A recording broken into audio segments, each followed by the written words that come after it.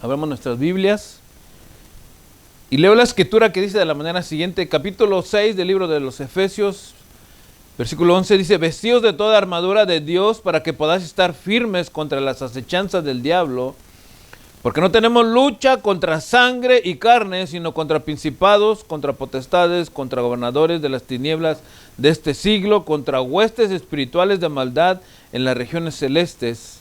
Verso 13, por tanto, tomad la armadura de Dios para que podáis resistir en el día malo y habiendo acabado todo esto, estar firmes. Leo el versículo 12 nuevamente, dice: porque no tenemos lucha contra carne y sangre, sino contra principados, contra potestades, contra los gobernadores de las tinieblas de este siglo, contra huestes espirituales de maldad en las regiones celestes. Amén. Vamos a orar. Señor, te damos las gracias en esta noche, Padre, por darnos otro día más y otra oportunidad más, Señor, de poder abrir tu palabra, de poder meditar en ella y también de poder compartir, Señor, un tema tan importante para nosotros, Señor, en relación a lo que son los demonios, Padre, y los creyentes, Señor. Por eso en esta noche rogamos que nos hables, Padre, que también aquellos que nos miran o que nos mirarán, Padre, posteriormente a través de las redes sociales, puedan recibir este mensaje con bendición, Señor, y puedan ser movidos, Padre, a cambiar su manera de pensar, a cambiar su manera de vivir, a cambiar su manera de actuar, Señor, y que vengan arrepentidos o arrepentidas, Señor, a buscarte a ti, Señor. En el nombre de Jesucristo te damos las gracias, Señor. Toma el control de esta reunión, que tu presencia y tu Espíritu Santo, Señor, siempre nos acompañen, Padre, y podamos estar seguros de que todo lo que hablemos, Padre, sea de bendición para tu pueblo. En el nombre de Jesucristo, Señor, gracias, Padre. Amén. El tema que vamos a estar llevando a cabo en esta noche lleva por título Los creyentes y los demonios. Los creyentes y los demonios.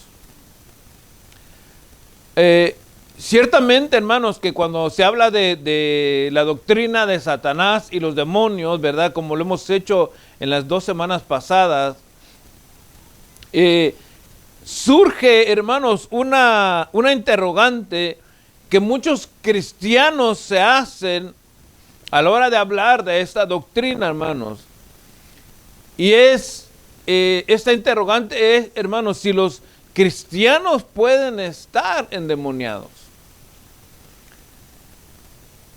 Yo, al momento de pensar en esta pregunta, hermanos, si los cristianos pueden estar endemoniados, automáticamente mi mente, por lo que dice la Escritura, hermanos, me lleva a cambiar o a corregir esta pregunta, hermanos, ¿verdad? Si los cristianos pueden estar endemoniados. Y la manera en que la corregí yo, o más bien la manera en que la elaboré nuevamente, es si un creyente nacido de nuevo puede estar endemoniado. Y la razón, hermanos, por qué cambié yo esta pregunta, ¿verdad? Porque ciertamente hay muchas denominaciones que se llaman cristianos, por mencionar algunas, hermanos. Los testigos de Jehová se denominan cristianos o están dentro del grupo de los denominados cristianos.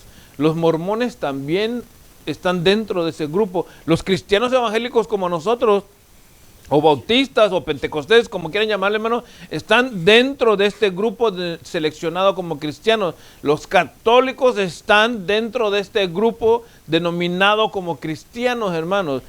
Los adventistas, ¿verdad?, los de la luz del mundo, y ahí, hermano, podemos sacar un montón de nombres que están denominados dentro de este grupo de cristianos. Entonces, hermanos, cuando se habla o se hace una pregunta, o se pregunta más bien, si un cristiano, ¿verdad?, o si los cristianos pueden estar endemoniados, allí es donde yo hago la diferencia, porque como cristianos simplemente, hermano, existen muchos. Ahora, allí dentro de esa, si no hiciéramos esta separación, hermano, pudiéramos pensar si alguna persona que está endemoniada y decir, no, pero si es un cristiano, ¿cómo es que está endemoniado? Entonces, cuando ya hacemos la diferencia, hacemos la separación, hermano, entonces ya está más marcado, ya está más, hermano, más directa la pregunta. Entonces, ¿un creyente nacido de nuevo puede estar endemoniado? En la pregunta, hermanos, ¿verdad?, que se hacen muchos, Y hay mucha diferencia, hermano, entre cristianos y los nacidos de nuevo, perdón. Ahora, ¿verdad? Aunque pudiéramos responder la pregunta, y bueno, la vamos a responder ahorita, ¿verdad? ¿Un cristiano puede estar endemoniado? ¿Un creyente nacido de nuevo puede estar endemoniado, mejor dicho, hermano? No, un creyente nacido de nuevo no puede estar endemoniado. Ahorita vamos a ver la razón. Ahora, primero, hermanos, ¿por qué surge este tipo de preguntas, verdad? Cuando se habla de Satanás y los demonios, y casi por, digamos, en consecuencia a la doctrina, la pregunta surge, hermanos, ¿verdad? Y la razón, hermanos, es porque hay mucha ignorancia en cuanto al tema. Nosotros hablamos, hermanos, las semanas pasadas acerca de Satanás, cuál fue el origen, por qué él cayó de donde él estaba, los demonios quiénes son, pero hablamos de una manera quizá un poco resumida, o sea, para dos temas. Pero en realidad, hermano, o sea, Satanás y los demonios es una doctrina bastante extensa, ¿verdad? Pero por lo menos nosotros estuvimos hablando de eso, y cada año, si el Señor nos presta vida, hemos estado hablando de estos temas acerca de doctrina, ¿verdad? Pero cuando, hermano, no se informa al pueblo, cuando no se informa a los creyentes, cuando no se informa, el pastor no presta, digamos, tiempo para enseñar a la grey, hermano, acerca de esto, es que surgen estas preguntas, ¿verdad? Si un creyente nacido nuevo puede estar endemoniado, o como la pregunta que les decía, si los cristianos pueden estar endemoniados. Y más que todo es por ignorancia en cuanto a las escrituras, ¿verdad? Entonces, vamos a ver, hermano, ya para entrar al tema, vamos a ver la diferencia entre posesión demoníaca, influencia u opresión demoníaca, y luego al final vamos a ver por qué decimos que los creyentes nacidos de nuevo no pueden estar endemoniados. Es importante, hermanos. Y ya con esto nosotros vamos cuando te digan, ¿por qué no? Entonces vamos a poder decir, por esta razón no puede estar un creyente nacido de nuevo, no puede estar endemoniado, ¿verdad? Porque si solamente decimos no, lógicamente que la pregunta es, ¿por qué no? Surgiría en realidad, ¿verdad? Entonces vamos a ver la diferencia. Pero primero vamos a ver la diferencia entre posesión e influencia u opresión demoníaca. En primer lugar, vamos a ver lo que es la posesión demoníaca, hermano. Involucra un demonio que tiene el control directo y completo sobre los pensamientos y las acciones de una persona. Una posesión, hermanos, demoníaca es literalmente eso. Perdón, discúlpeme que me estoy tallando el ojo, me entró algo. Una posesión demoníaca es eso, hermanos. Cuando el demonio toma control completo de la persona. Pierde literalmente, hermanos, la personalidad. Vamos a ver un ejemplo en las Escrituras. Mateo capítulo 17.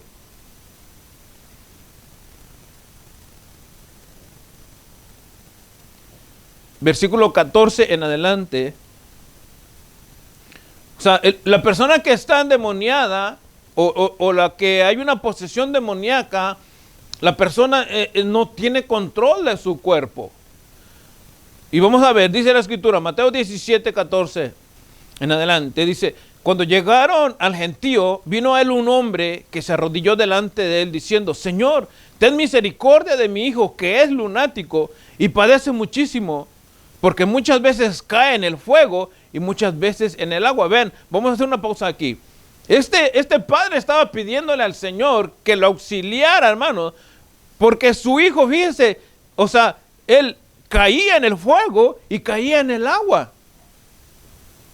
Verso 16 dice, y lo he traído a tus pies, pero no lo han podido sanar. Respondiendo Jesús dijo, oh generación incrédula y perversa, ¿hasta cuándo he de estar con vosotros? ¿Hasta cuándo os he de soportar? Traedlo acá. Verso 18 dice, y reprendió Jesús al demonio, el cual salió del muchacho, y éste quedó sano desde aquella hora. Entonces, la posesión demoníaca, hermano, es literalmente eso. La persona pierde el control. Yo creo que ya tiene ¿qué serán? Como unos 2 años que nosotros experimentamos algo aquí afuera de la casa, de una persona, de una mujer que venía, hermano, literalmente endemoniada. Y se nos metió al carro. ¿cómo puedo decir que esa persona estaba endemoniada? Por la manera en la que ella venía. No puedo decirles, hermano, aquí en la cámara cómo venía por respeto a todos, ¿verdad? Y teniendo también respeto por las damas y por los niños que probablemente nos puedan ver. ¿Cómo venía? No puedo explicarle las características, pero lo que sí puedo decirle, hermano, es que esta mujer estaba endemoniada. ¿Cómo actuaba? Bueno, para que se imaginen, estábamos en un carro compacto, estábamos mi esposa, mi hermano, mi sobrina, mis 3 sobrinos y yo. Éramos como 8 o 9 en el carro. Y la mujer se nos metió en enfrente y se brincó atrás. Hermano, no les miento, o sea, no voy a decir, no, nosotros somos los superhéroes. Y yo sentí miedo, en realidad, por lo que se presentó en ese momento. Mi hija estaba afuera del carro y ella pudo también ver cómo estaba la situación allí. Pero, o sea, pongo el ejemplo porque se pierde el control de la personalidad. El caso que vimos aquí en las Escrituras, o sea, el padre estaba preocupado por el hijo porque el muchacho caía en el fuego, imagínense. Y luego caía en el agua. ¿Cómo ha de estar el cuerpo de este personaje, ¿verdad? O en el caso de este hijo. Entonces, el Señor lo reprendió y dice el verso 18, quedó sano desde aquella hora. O sea, el demonio salió, dejó literalmente la persona a la cual él tenía posesión o de la cual tenía posesión. Lucas capítulo 33, versículo 4, Lucas 4, versículo 33. Otro caso, otro ejemplo en las Escrituras. Lucas 4, versículo 33 dice, estaba en la sinagoga un hombre que tenía un espíritu de demonio inmundo, el cual exclamó a gran voz diciendo, déjanos, ¿qué tienes con nosotros, Jesús Nazareno? ¿Has venido para destruirnos? Yo te conozco quién eres, el Santo de Dios. Verso 35 dice, y Jesús le reprendió diciendo, cállate y sal de él. Entonces el demonio, derribándole en medio de ellos, salió de él y no le hizo daño alguno. O sea, este demonio o este espíritu inmundo, hermano, tenía el control de esta persona, pero él sabía en realidad quién era Jesús. Aquí no nos dice qué le ocasionaba a la persona en la cual él tenía posesión, ¿verdad? Pero lo que sí podemos ver en claro es que la personalidad, valga la redundancia, de la persona no se dejaba ver, porque el que estaba hablando era el demonio, ¿verdad? Entonces, y fíjese lo que dice el verso 34, déjanos. ¿Qué da a entender esa palabra, hermanos? Que eran varios demonios. Verso 34 dice, déjanos, ¿qué tienes con nosotros, Jesús Nazareno? O sea, esa persona, hermano, no solamente tenía un demonio, tenía varios allí. O sea, él estaba haciendo, hermano, digamos, el hotel de varios demonios. ¿Verdad? ¿Por qué? Porque se pierde la personalidad. Es una posesión demoníaca. Otro caso, Lucas 8:27. Al llegar a tierra, vino a su encuentro, un hombre de la ciudad endemoniado desde hacía mucho tiempo y no vestía ropa ni moraba en casa, sino en los sepulcros. Al ver a Jesús lanzó un gran grito y postrándose a sus pies exclamó a gran voz, ¿qué tienes conmigo, Jesús, Hijo de Dios Altísimo? Te ruego que no me atormentes. Verso 29. Porque mandaba al espíritu inmundo que saliese del hombre, pues hacía mucho tiempo que se había apartado de él, y le ataban con cadenas y grillos, pero rompiendo las cadenas era impedido por el demonio a los desiertos, dice. Y le preguntó Jesús diciendo, ¿cómo te llamas? Y él le dijo, Legión, porque muchos demonios habían entrado en él. Y le rogaba que no le mandase ir al abismo. Había un hato de cerdos que pasían en el monte y le rogaron que los dejase entrar en ellos y les dio permiso. Y los demonios salieron del hombre, entraron en los cerdos y el hato se precipitó por un despeñadero al lago y se ahogó. Fíjense, aquí nos dice, hermanos, dos características de esta posesión. Literalmente el hombre había perdido la personalidad. ¿Por qué? Porque en este caso dice que andaba desnudo y vivía en los sepulcros, en un panteón, pues. El otro caso que se deja ver en esta porción, hermanos, es que era una legión. Y una legión, hermanos, una legión romana, hablaba, hermanos, o se contaban 6,000 soldados. Entonces, imagínense, si había una legión en este hombre, ¿cuántos demonios había en él?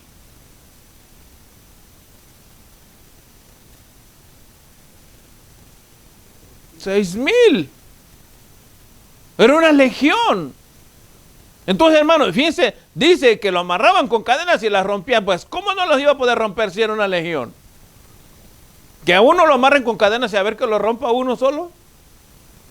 No se puede, pero una legión sí puede romper cadenas, hermano, como que es de aserrín. Entonces, hermano, este es un caso o un ejemplo de lo que son posesión demoníaca. Vamos a ver lo que es una opresión o una influencia demoníaca, hermanos. Capítulo 8 del Evangelio según San Juan. O sea, la opresión o la influencia demoníaca, hermanos, es cuando un espíritu inmundo, hermano, ataca, valga la redundancia, espiritualmente a una persona y lo involucra o lo envuelve para que cometa un acto de pecado.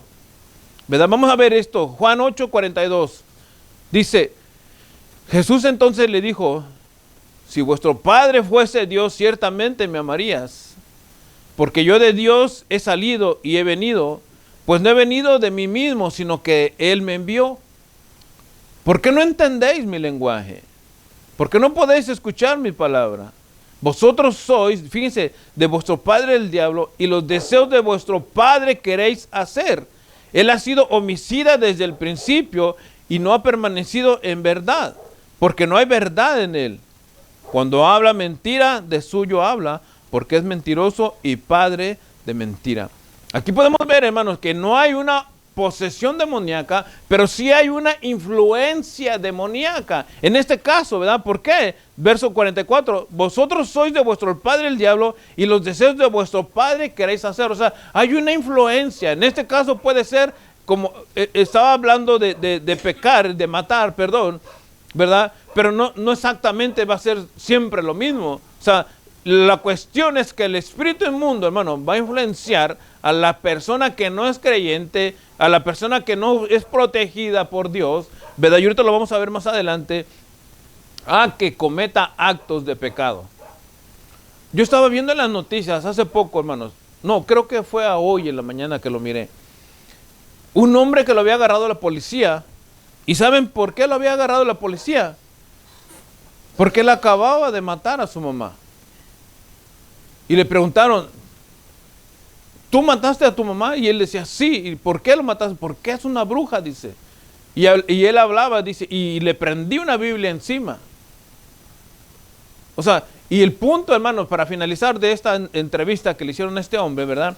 Dice que lo analizaron psicológicamente y el punto es que este hombre, o sea, estaba desvariante y lo que él tenía, hermano, era esquizofrenia. Entonces, había una influencia. No había una posesión literal, porque en este caso no hubiera podido él contestar a la entrevista, ¿verdad? Pero sí había una influencia demoníaca, hermano, ¿verdad? ¿Y cómo podemos comprobar que había una influencia demoníaca? Porque él mismo estaba confesando el hecho que estaba haciendo. ¿Y qué estaba haciendo? Había matado a su mamá. Y él dijo que había matado a otros cuantos allí. Y le estaban haciendo la entrevista al hombre, ¿verdad? Pero el punto es hermano, hay una influencia demoníaca. Por eso no es posesión demoníaca, pero sí es una influencia demoníaca. Juan capítulo 13, versículo 1 y 2, dice, antes de la fiesta de la Pascua, sabiendo Jesús que su hora había llegado para que pasase de este mundo al Padre, como había amado a los suyos que estaban en el mundo, los amó hasta el fin. Verso 2 dice, y cuando cenaban, como el diablo ya había puesto en el corazón de Judas Iscariote, hijo de Simón, que le entregase, fíjense bien, entonces Lo que ocurre en este caso es que Judas, hermano, había sido influenciado ya por Satanás para que entregase al Señor. No hay una posesión. Por eso es que es la diferencia entre posesión demoníaca e influencia demoníaca, hermanos, o opresión demoníaca, ¿verdad?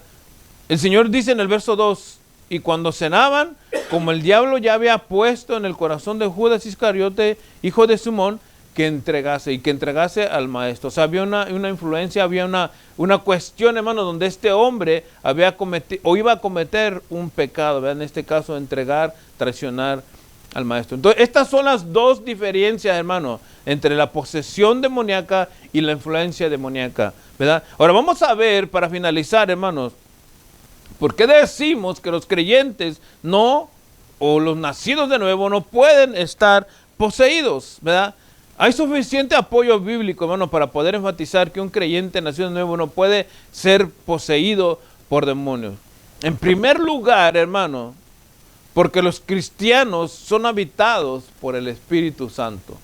O sea, no puede estar un espíritu inmundo, hermano, haciéndole un espaciecito allí al Espíritu Santo para que estén los dos. Es imposible. Romanos capítulo 8, versículo 9 en adelante, hermano. En primer lugar, hermano, para que lo tengamos en cuenta, los cristianos, los nacidos de nuevo, no pueden ser poseídos o no pueden estar endemoniados porque el Espíritu Santo habita en ellos. Romanos 8, 9 en adelante dice, mas vosotros no vivís según la carne, sino según el Espíritu, si es que el Espíritu de Dios mora en vosotros. Y si alguno no tiene el Espíritu de Cristo, no es de él. Pero si Cristo está en vosotros, el cuerpo en verdad está muerto a causa del pecado, mas el Espíritu vive a causa de la justicia. Y si el Espíritu de aquel que levantó de los muertos a Jesús mora en vosotros, el que levantó de los muertos a Cristo, Jesús vivificará también vuestros cuerpos mortales por el Espíritu que mora en vosotros. Por eso decimos, hermanos, afirmamos, ¿verdad?, que un creyente nacido de nuevo no puede estar endemoniado, no puede tener posesión demoníaca, hermano, mucho menos puede ser influenciado por el diablo, por Satanás, por los demonios, hermano, no puede, porque el Espíritu Santo mora en él. O sea, esta persona nacida de nuevo, hermano, la influencia que va a tener es influencia de Dios. Hermano, dígame un endemoniado que le guste venir a buscar del Señor. Un espíritu, hermano, o una persona influenciada, hermano, ¿verdad?, por los demonios, que quiera, hermano, estar congregándose, o que quiera leer las Escrituras, o que quiera, hermano, o sea, involucrarse en lo que tiene que ver con Dios. No existe, ¿verdad? Entonces, en primer lugar, los cristianos nacidos de nuevo no pueden, hermano, estar endemoniados porque el Espíritu Santo mora en ellos. En segundo lugar, no pueden tampoco los creyentes nacidos de nuevo estar endemoniados, hermano, porque somos templo del Espíritu de Dios. Primera de Corintios 3:16 dice, ¿no sabéis que sois templo de Dios y que el Espíritu de Dios mora en vosotros? O sea, nuestro cuerpo, hermanos, por eso es que les digo, no puede haber un espacio donde esté compartiendo el demonio por un lado y el Espíritu Santo por el otro, o uno arriba y el otro abajo. No, nuestro cuerpo, hermano, no tan solo es habitado por el Espíritu Santo, sino que somos el templo del Espíritu Santo. Primera de Corintios 6, 17 y 19 dice, pero el que se une al Señor, un espíritu es con él. Verso 17, el verso 19 dice, ¿o ignoráis que vuestro cuerpo es templo del Espíritu Santo? Y escuchen esto, hermano, dice, el cual está en vosotros, el cual tenéis de Dios y que no sois vuestro. En otras palabras, nuestro cuerpo o el cuerpo que tenemos, hermano, no nos pertenece, le pertenece a Dios. Por tanto, porque es de Dios, hermano, Dios hace morada en él, y me estoy refiriendo al Espíritu Santo. Por eso, ¿o ignoráis que vuestro cuerpo es templo del Espíritu Santo? Entonces, hermano, si alguien nos pregunta, ¿por qué los creyentes, y marco la diferencia, verdad? Y vuelvo a enfatizar, hermano, los cristianos, no solamente los cristianos, sino los nacidos de nuevo, porque el Espíritu Santo hace morada en nosotros. Somos el templo del Espíritu Santo. Por eso es que no podemos estar endemoniados. No podemos, hermano, perder nuestra personalidad. Como creyentes no podemos, hermano. El Espíritu Santo, fíjense, hermano, el Espíritu Santo no va a permitir que uno de un demonio posee a uno de sus hijos o a uno de los hijos de Dios, hermano, ¿verdad? Por la siguiente razón. Vamos a ver, Primera de Pedro. O sea, ya vimos que somos el templo, que el Espíritu Santo mora en nosotros, pero el Espíritu Santo no va a permitir que un hijo de Dios sea endemoniado por esta razón. Primera de Pedro 1, 18 y 19 dice: sabiendo que fuiste rescatados de vuestra vana manera de vivir, la cual recibisteis de vuestros padres, no con cosas corruptibles como oro o plata, sino con la sangre preciosa de Cristo, como de un cordero sin mancha y sin contaminación. En otras palabras, hermano, Dios no va a permitir que nosotros, como creyentes nacidos de nuevo, seamos endemoniados, hermano, porque Dios nos ha comprado con su preciosa sangre. Por eso es que dice la Escritura, hermano, que nuestro cuerpo no es nuestro, valga la redundancia, sino que es de Dios, ¿verdad? ¿Por qué? Porque hemos sido comprados. Y dice la Escritura, no con oro o plata, sino con la sangre preciosa de Cristo. Por eso es que no podemos estar endemoniados. Segunda de Corintios 5, 17, hermano, la persona que ha sido nacida de nuevo, la persona hermano, que el Espíritu Santo mora en él, viene a hacer esto. Segunda de Corintios 5, 17, de modo que si alguno está en Cristo, nueva criatura es, las cosas viejas pasaron, he aquí todas son hechas nuevas. Todas, y cuando digo todas es todas. O sea, la persona, hermano, literalmente dice la Escritura, Primera de Pedro, que hemos sido rescatados de nuestra vana manera de vivir o nuestra mala manera de vivir. Hemos sido comprados con la preciosa sangre de Cristo, hermano. Y dice el verso 17 de 2 de Corintios 5, de modo que si alguno está en Cristo, nueva criatura es. El Espíritu Santo está morando en nosotros, hermano. Por lo tanto, no podemos, hermano, estar endemoniados. No, hermano, una nueva criatura no puede estar. Hablando de una nueva criatura nacida de nuevo, hermano, no puede estar endemoniado. Y con esta porción que vamos a leer, hermano, finalizamos. Primera de Juan, capítulo 4, verso 4. Si Cristo venció en la cruz, hermano, nosotros hemos vencido con Él.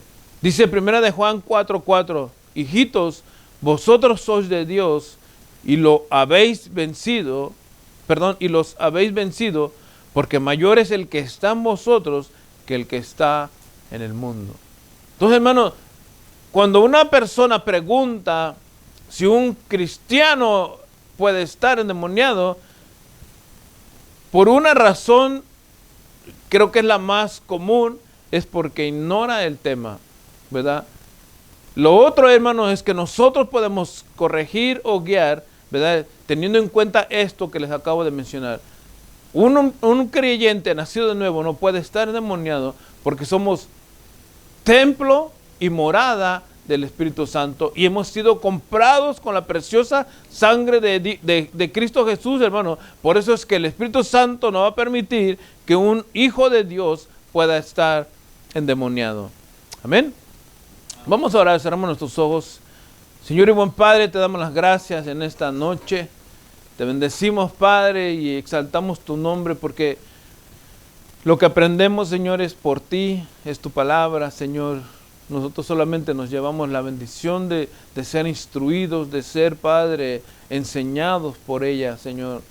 Gracias, Padre, porque cada porción que leemos o cada porción que abrimos, Señor, nos ayuda a crecer y a conocer más tu palabra, Señor. Guárdanos, Señor amado, del peligro, guárdanos, Señor amado, del mal. Señor, que toda la influencia que podamos recibir nosotros venga a través de tu Espíritu Santo, Señor. Yo sé, Padre, que quizás no todos en esta noche somos influenciados por ti, Y estoy hablando de los que estamos aquí y los que están a través de las redes sociales. Pero quizás más de alguno, Padre, pueda ver o pensar, ¿y yo cómo puedo permanecer a ese grupo de los nacidos de nuevo? Simplemente entrégale tu vida a Jesús. Reconoce que eres un pecador, una pecadora, y deja que el Espíritu Santo empiece a hacer morada en ti. Si tú quieres hacerlo, ora conmigo. Cierra tus ojos en donde estés. Repite conmigo esta oración y dile: Señor Jesús, en esta noche yo te recibo como mi Señor y Salvador. Reconozco que soy pecador, Padre. Reconozco que había estado, Señor, viviendo, como dice tu palabra, en mi manera vana de vivir, Señor. Apegado al mundo, Señor, y a lo que conlleva con ello, Padre. Pero ahora entiendo, Señor, que te necesito. Que necesito, Padre, tu Espíritu Santo. Que necesito tu perdón. Que necesito, Señor amado, reconciliarme contigo. Por eso hoy, Padre, te recibo como mi único y absoluto Salvador. Padre, haz morada en mí, Señor. Que tu Espíritu Santo haga morada en mí, Señor amado. En el nombre de Jesucristo te doy las gracias, Señor. Amén.